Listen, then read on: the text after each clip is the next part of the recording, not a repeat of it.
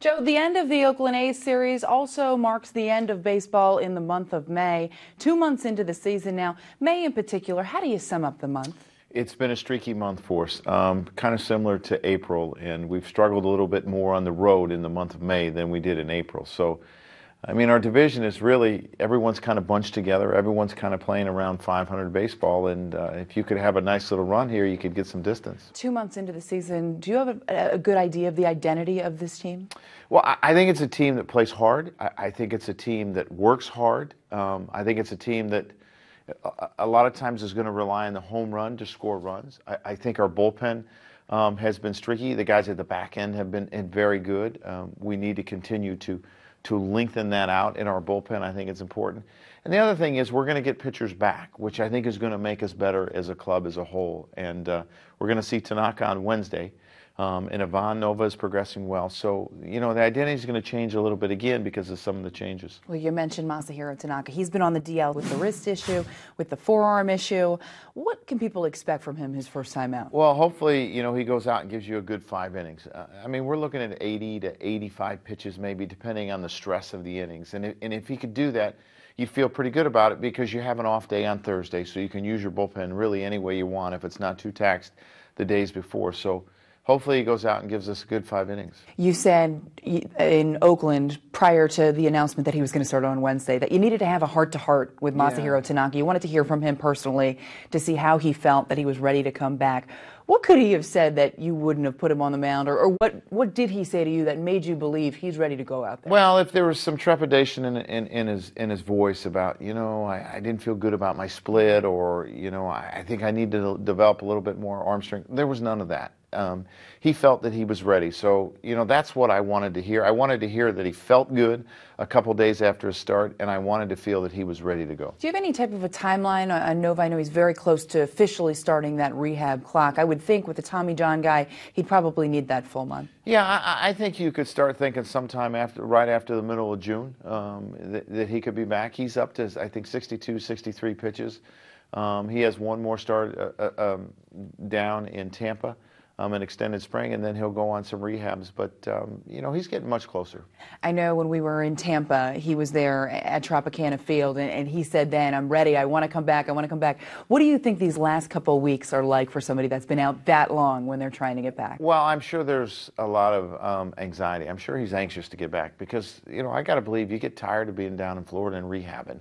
And rehabbing can get really old when you've been doing it over a year. So I'm sure he's ready to go. Well, let's take a look at the week that was, and you look at Michael Pineda, an outing against the Royals on Wednesday. That was a win for Pineda.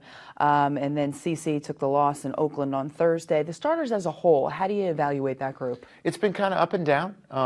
You know, we've had some really good starts, and we've had some starts that we've struggled. We haven't always got a ton of distance, but that seems to be getting better with all of our guys, and I think that's going to help our bullpen in the long run. But you know, the one thing that you want during the course of a season is consistent starting pitching. And, you know, we've had some injuries. We've had guys in and out. We lost Whitley. We've lost Tanaka for a while. We haven't had Nova the whole year.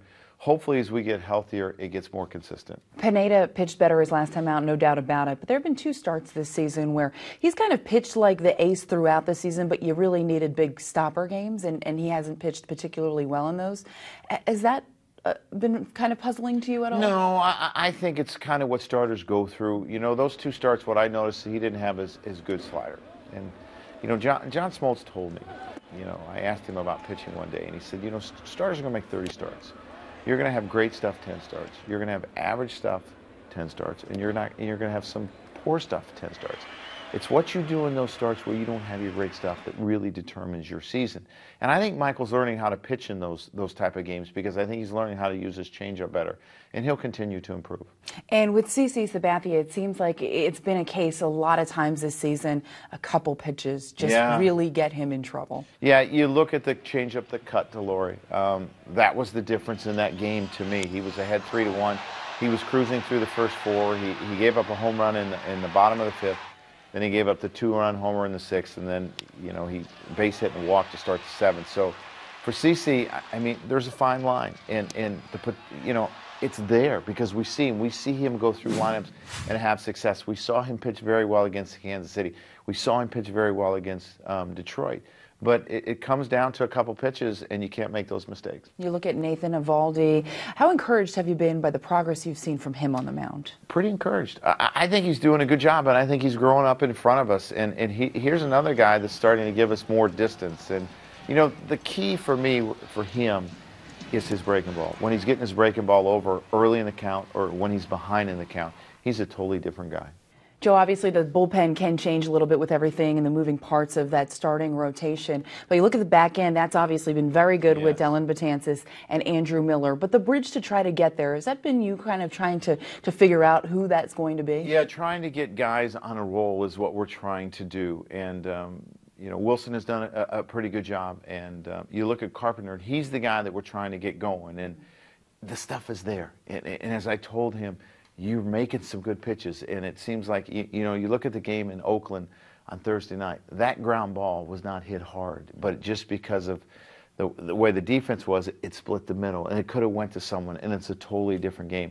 So I feel for him because I think he is making some good pitches. It's just got to come down to consistency. One of the younger guys in that pen is Chasen Shreve, and he seems to have pitched pretty well every time you've given him the opportunity. Do you see yourself maybe using him on some more high-leverage situations? Oh, I think so. I think he's starting to understand what type of pitcher he is and how important his split is to him. And he's a guy that was a starter for most of his career. So, you know, we've been careful about how often we use him back-to-back days, but he is a guy that has pitched well.